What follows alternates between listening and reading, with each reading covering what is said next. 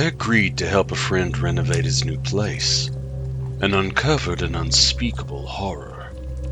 Well, I can't sleep, so I might as well tell you what happened, in case you like hearing about messed up stuff. A few months back, a buddy of mine closed on a big house, right on the outskirts of town. A multi-million-dollar affair, custom built in the 80s. We TP'd for Halloween one year, back when we were both kids from broke families. Now, my friend is rich, and buying it as a second home. I do carpentry, so he called me up to have a look around, before he pulled the trigger. I walked around, inside and out, and told him everything seemed to be in ship-shape condition. Not even a hint of mold or rot, and the guts were all nicely oiled. The old guy who'd lived and croaked there had kept up with every little detail. "What about that one room?" asked Evan. I knew what room he was talking about without further elaboration. There were 4 bedrooms and 4 baths, not counting a finished basement. A kitchen, living room, study, laundry room, a bunch of closets, etc., etc. Everything you'd expect to find in a house like that. All with the highest levels of finishes. And then there was that one weird-ass room. It was down at the end of the hall, on the 2nd floor. It seemed like maybe it was intended to be another bedroom. But once you went in there, you saw that it was tiled in white, from floor to wall to ceiling. So then maybe you thought it was supposed to be like a spa room or something like that. But there were no fixtures, or any place for fixtures. There was a single electrical outlet, and a single small hole in one of the wall tiles. Well, I don't know what the hell that's about, I admitted. Never saw anything quite like it. Yeah, it's bizarre. The guy's daughter said there was just like this machine in here, with a tube going into the wall. And they got rid of it before they listed the house. I wonder what it was all about. I shrugged. I can hardly keep up with shit these days. They've got refrigerators that you can watch TV on now. Next thing you know, they'll have robots that sit submerged in your toilet and then pop up to wipe your ass when you're done shitting. So who knows? Anyway, putting aside that crazy room, place looks great. Literally nothing needs to be done, unless you want new paint, cabinets, so forth. But honestly, everything looks very tastefully done. It's a real turnkey house, if you ask me. I agree. That room just... I don't know. I'd want to do something with it. Let's put that on your radar, because I think I'm gonna pull the trigger on this and start brainstorming on what we could do with it. The answer we came up with was to knock down a wall and open up one of the smaller bedrooms into a second master bedroom, adding a few windows along the way, since the room faced the south. Working alone, I figured the project would take me a couple of months. I like those kind of projects, where I could settle in and not have to constantly go from job to job, packing up my tools every day and getting acquainted with a whole new site, with a whole new set of headaches. Still, my enthusiasm died the first day on the job. There was just something so damn creepy about that room, with all those clean white tiles covering every square inch. It felt like something that you'd see in an insane asylum, instead of a house where people lived. My first order of business was to get rid of those tiles. It took a couple of days to peel them off and haul them outside. And then, the room started to feel more like a construction site than an unfathomable mystery. I had something I could work with. Breaking through the wall to the adjoining bedroom would happen near the end of the project, so we could keep dust from spreading around the house as long as possible. Well, before that, I had to tear off all the old drywall, which wasn't worth salvaging after stripping the tiles, and take it down to the framing, then cut new openings for the windows and get those installed. I'll never forget the day I started tearing off the drywall. for as long as I live, no matter how drunk I get. I started with the exterior wall, where the windows would go. Getting started was always fun. You just take your hammer and smash it wildly into the wall, then start yanking. So that's what I did, pulling off chunks of sheetrock and tossing them onto the tarp in the middle of the room. I saw right away that the house was well insulated. Spray foam. That would make it a bit of a hassle adding outlets and whatnot, but it would save my buddy a hell of a lot in heating and cooling bills. Not that he was in rough shape financially. I guess I just got satisfaction from seeing a tight, well-built house. It was right around the middle of that exterior wall, behind the drywall, where I found the first indication of that room's previous purpose. There was a small tube there, pressed against the insulation, running up towards the ceiling. It was a clear tube, but stained, dark inside. What the hell is that? I wondered. I had never encountered anything quite like it.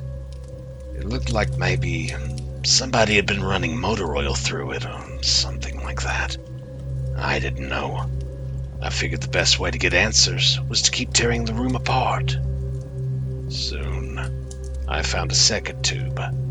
This one didn't have the brown coloring, but it did have a few droplets of clear liquid beaded up along its length. I knew, without a doubt, that I was going to find something terrible. I didn't know how to explain it, other than pure animal instinct. But I had to know what it was. I ripped off another chunk of the wall. There, less than a foot away from my face, were 10 human toes, complete with long, gnarly yellow toenails. They were half buried in insulation, sort of poking out. I backed up and probably said something like, "Jesus Christ! Jesus Christ!" Without realizing I had reached for it, I had my phone in my hand. Call the police. But then, I hesitated. For some unspeakably stupid reason, I hesitated. I guess it was as simple as morbid curiosity. If I didn't peel back that wall myself, then I might never know what was really back there. It was a human body, obviously, but whose? And what were those tubes? If I handed it over to the cops, I'd be shut out of there while they did their work. They would take off the rest of the wall. Maybe they wouldn't tell the public what was back there for months, or years, or ever. I had to know. For whatever damn reason or non-reason, I had to know. I wiggled another section of drywall loose, gently now, trying to take as big a piece as I could intact. I got about half a sheet loose, 4x4. Now I knew a lot more, or maybe a lot less. I took off my respirator and puked. It was a woman. I could figure that much. She was naked. I saw now where the tubes led. The stained one into her stomach, and the other one into her private area. Jesus Christ. One for piss and one for shit. But what? Why? I had my phone in my hand again. Then I dropped it, because I was shaking so bad. The tubes. There were beads of water still in one of them, which means she's alive, or was recently. I forgot the phone, and frantically tore away the rest of the wall. It came apart in a mess of dust and small chunks, because I was in a frenzy. Finally, I made it up to her head. She had another tube stuck in her mouth, leading up towards the roof. Her flesh was sagging off her face, like it was sagging everywhere else, as if in a slow and desperate attempt to escape this world. Her eyes were wide opened and milky white. She's dead, I thought. Then she blinked. And that, friends, is when I called the police, and they took over. If you're wondering who the hell that woman was, and why she was in the wall, join the club. I'll tell you the rest of what I know, or at least what I think, for whatever good that'll do. First, the nitty-gritty. I think that poor woman was kept behind that wall for a long time. The tubes to carry her waste away probably ran down and joined the main sewer line. The tube leading outside, I figured this out by having a look around the house while the police were busy inside. Hooked up to the gutter system. She drank when it rained. My best guess is that she was fed through that machine that the previous owner's daughter had removed. It must have ground up food and shot it through the tube, going from the room into the wall, or something like that. I haven't spoken with the daughter, and don't intend to, but she almost certainly didn't know what the hell it was she had removed from the house. And, if I'm right, that means the woman in the wall hadn't had any food in months, unless by some chance an ant had crawled down her throat. As for the man who'd owned the house before my friend bought it, he was just some guy. A well-off guy. A guy who owned several businesses around town, and was always a part of this and that event, and the Chamber of Commerce and all that. Outwardly, a very respectable citizen, but inwardly, a fucking demon. Assuming he was the one who put the woman in the wall, I don't even know that part of it. If he did, then he would have had to have hooked up all that stuff himself. He would have had to have at least put the drywall up, if not the tile. Plus, the woman was half encased in spray foam insulation, which isn't usually a DIY project. But I suppose if you're going to be evil and crazy enough to do something like that in the first place, a few days' worth of manual labor is the price you pay, even if you're rich. Anyway, he had to at least know about it, since, again, assuming I'm right about the machine, somebody had to keep feeding that woman. And it was his house. I don't know. I've been drinking, and my mind is starting to creep down all of these alleyways. Starting to. Hell, I haven't stopped. It was a week ago since I found the woman. I guess I must have slept at some point since then. I just don't remember it. And now, you have it too. I guess the only thing to say at this point is, if you're able to wake up each morning and not find yourself literally trapped inside of a wall with tubes coming in and out of you, then consider yourself lucky.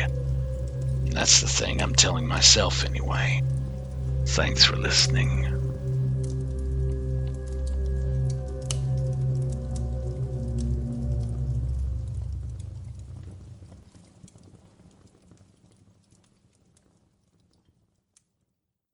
Dear listeners, if you enjoyed tonight's tale, be sure to like and subscribe for more horror content. As always, pleasant screams.